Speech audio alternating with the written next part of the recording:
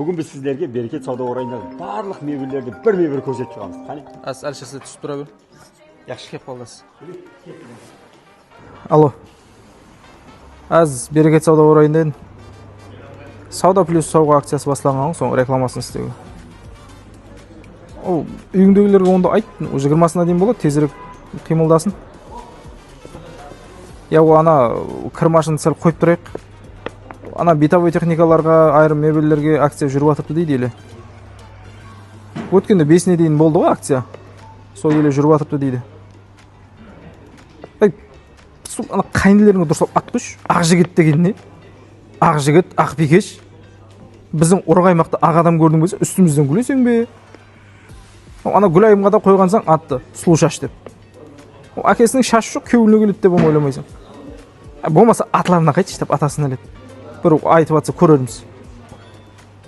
Яқшы. Ол Каптиваға елі бар, январдың басында болады.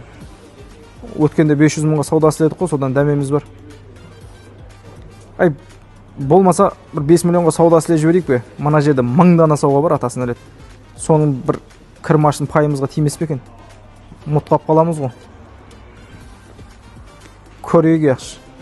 Мақыл, ана Әлишер күйіп пісіп бір затларды істеп атырыпты. Мен барайын. Керек затларың жаз жібер, қайтарсын ап қайтаман. Яқшы. Күнің мен ескерлеріңіздің әмесін бір айдан 24 айға бөліп төлеуге алсаңыз болады. Қыдыр мен болмыз. Әлшера, сізге пелечі тағуды ұмыт кетпіз ғой, Қыдырға да кетіп қалған ғой. Енді қайттан түсеміз бе не? Сөйтек, қайттан басынан бастап түсіріп Ойға мен уақытым жоқ. Дауысын ақ жіберін Қыдыр Нияздың.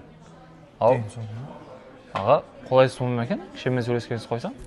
Қоя бер, тап біздер мұхаббат ашады деп ойлап атсам да. Памперс әкеп бер, карточка әкеп бер, сонда жібере бер атасына. Қыдыр аға, Әлшер аға.